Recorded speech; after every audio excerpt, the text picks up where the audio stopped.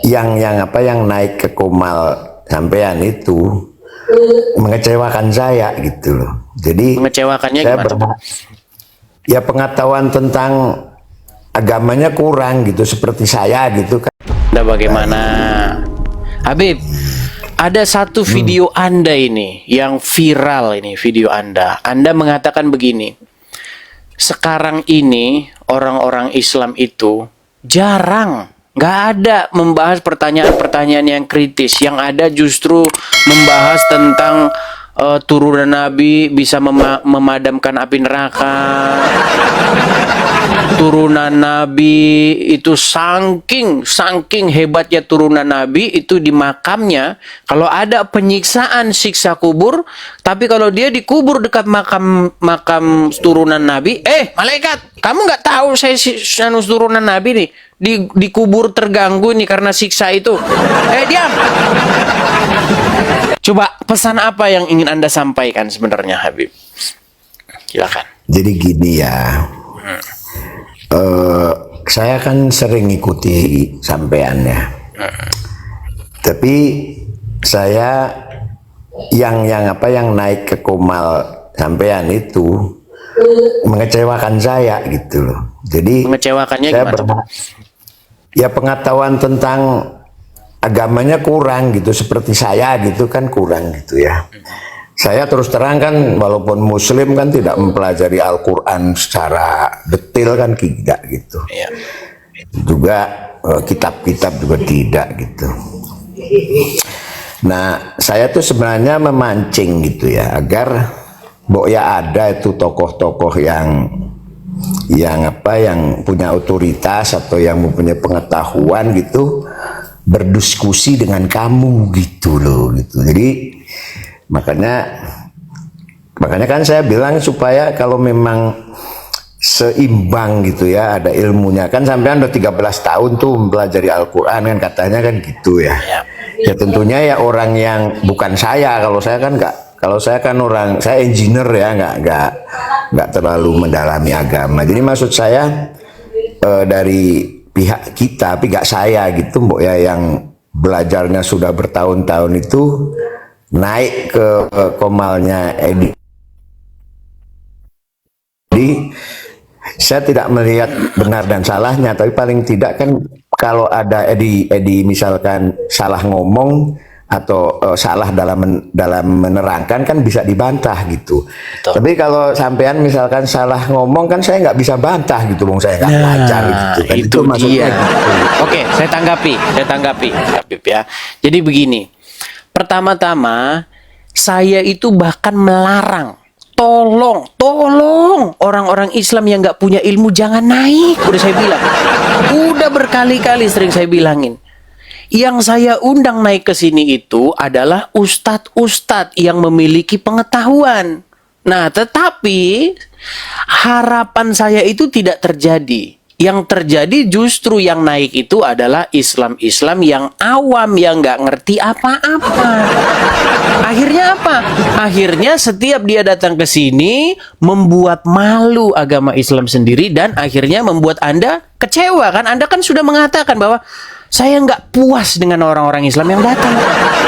Nggak ada yang ini. Artinya ya benar-benar seperti itu, mengecewakan. Nah, sekarang masalahnya begini. Apakah Abdul Somad menurut Anda, Felix Xiao, kemudian Dondi Tan tahu ini? Menurut saya pasti tahu. Pasti dia tahu. Ya kan? Nah, cuman masalahnya apakah mereka berani naik ke sini? Nah, itu masalahnya. Saya rasa mereka tidak akan berani naik ke sini. Ada beberapa alasan.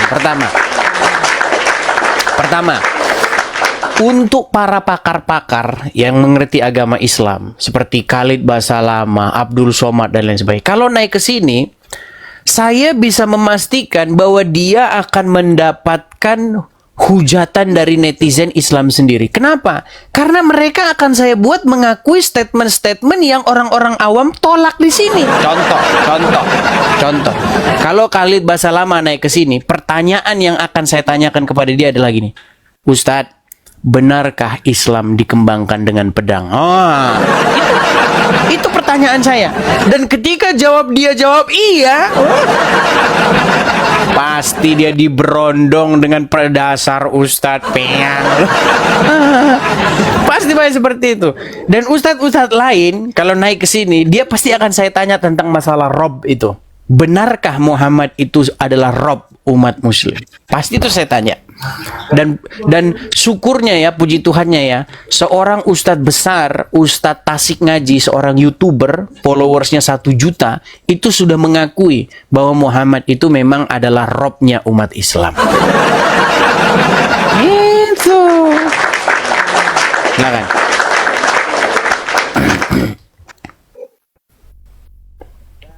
Saya nggak bisa komen ya, seperti saya tadi katakan bahwa jujur saya kan engineer ya, nggak mendalami agama gitu. Walaupun saya tahu gitu, pernah baca dan sebagainya, saya nggak berani untuk berdiskusi dengan Anda gitu ya. Mohon maaf gitu.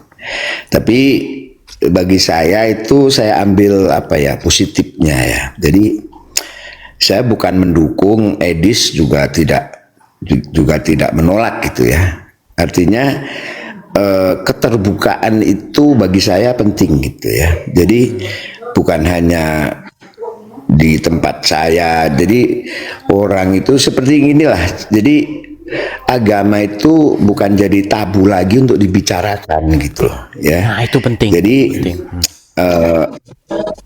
Jadi itu aja gitu. Jadi saya naik ke sini bukan mendukung Edis, enggak, mendukung Edisnya enggak, tapi mendukung semua aja, semua orang yang terbuka gitu ya, yang bisa berpikir bebas gitu ya. Betul. Tapi begini Habib, saya juga merasa gini. Masalahnya kita ini terbiasa takut berdiskusi, takut memperdebatkan atau mempertanyakan iman kita.